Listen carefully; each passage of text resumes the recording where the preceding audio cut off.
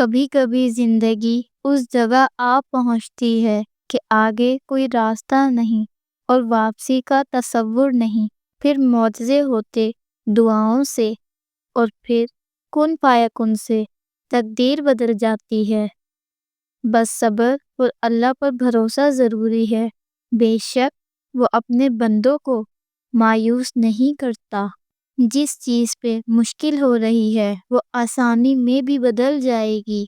وہ کن کا مالک ہے، اس کے وقت پر یقین رکھو۔ اللہ پاک کے ساتھ محبت کا رشتہ بناؤ، وہ تمہارے کام خود ہی کرتا جائے گا۔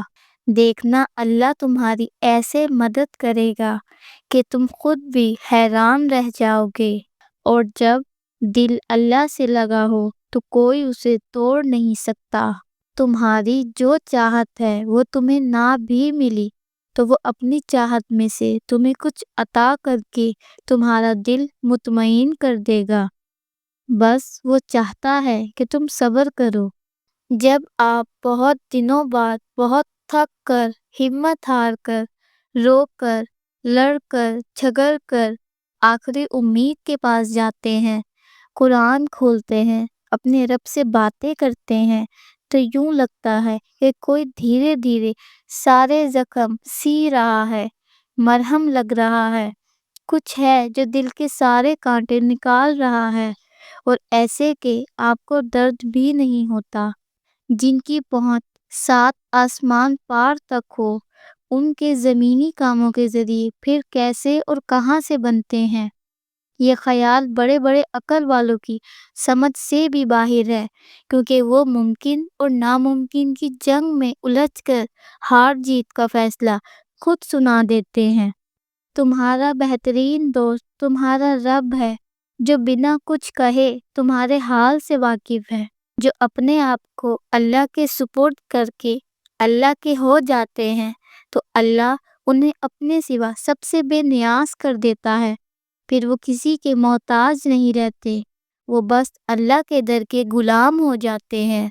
وہ صبر کرنا سیکھ لیتے ہیں، اللہ کی رضا میں راضی رہتے ہیں، اور اللہ کی مدد ان کے لیے وہاں سے آتی ہے جہاں سے کسی کے گمان میں بھی نہیں ہوتا۔ پھر ان کے لیے راستے اللہ تعالیٰ خود بناتا ہے۔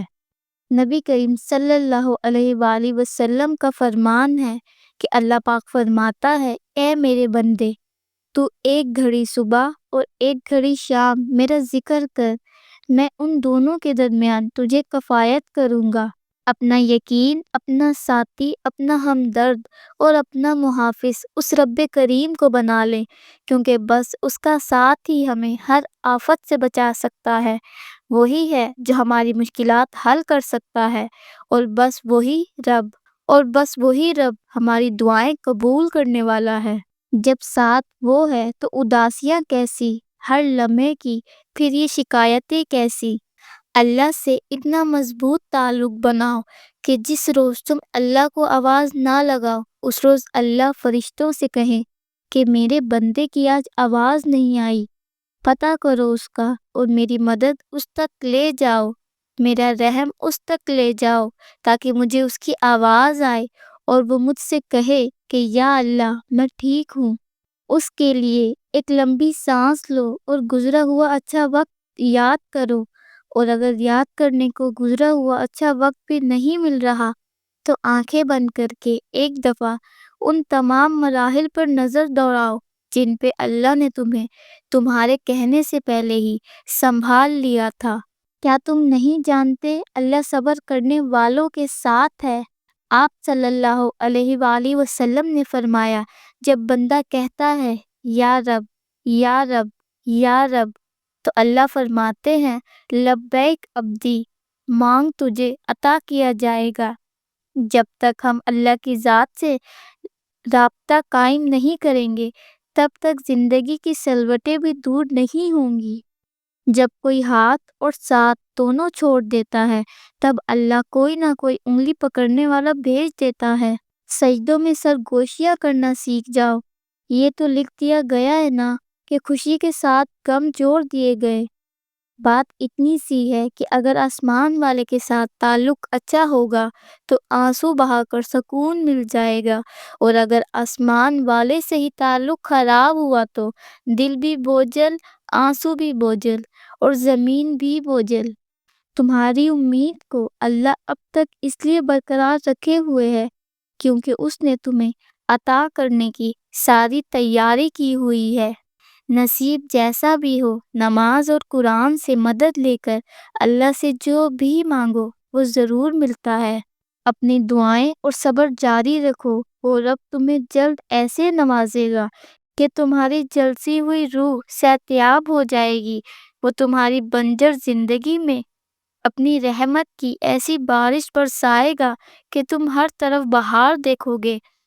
بس اس کی ذات سے نا امید نہ ہونا۔ ارشاد باری تعالیٰ، اگر اللہ تعالیٰ تمہاری مدد پر ہو تو کوئی طاقت تم پر غالب آنے والی نہیں، اور اگر وہ تمہیں چھوڑ دے تو اس کے بعد کون ہے جو تمہاری مدد کر سکتا ہے؟ بس سچے مومنوں کو اللہ تعالیٰ ہی پر توکل کرنا چاہیے۔ اللہ کو چھوڑ دو گے تو کوئی چیز ہاتھ نہیں آئے گی۔ جہاں اتنا صبر کیا ہے وہاں تھوڑا صبر اور سہی، پھر دیکھو جو اب تک تمہارے نصیب کا حصہ نہیں تھا وہ بھی تم تک پہنچا دیا جائے گا۔ غم نہ کرو، اللہ تمہارے ساتھ ہے۔ ایک ہار پہ ہر اس فتح کو بھول گئے ہو جس سے اللہ نے تمہیں ہمکنار کیا ہے۔ اس کی رحمتوں کو یاد کرو اور ذہن نشین کر لو کہ تمہارا رب ہر شے پہ کامل ہے۔ زندگی کے اکثر مقامات پر میں نے جانا ہے کہ میرے ساتھ اللہ کے سوا کوئی نہیں ہے، اور تب ہی مجھے اندازہ ہوا کہ صرف اللہ کا ہونا کس قدر بہتر ہے۔ عین ممکن ہے کہ تمہاری دعائیں قبول ہو چکی ہوں، اللہ کی مدد بس پہنچنے والی ہی ہو۔ تم اپنی منزل کے دروازے پر موجود ہو اور بس اب دروازہ کھلنے ہی والا ہو۔ یقین کرو اللہ تمہاری راہیں بہت جلد آسان کرنے والا ہے۔ تم بس مایوس نہ ہونا۔ یہ دنیا اللہ کی ہے، لیکن یہ دنیا اللہ والوں کو راس نہیں آتی۔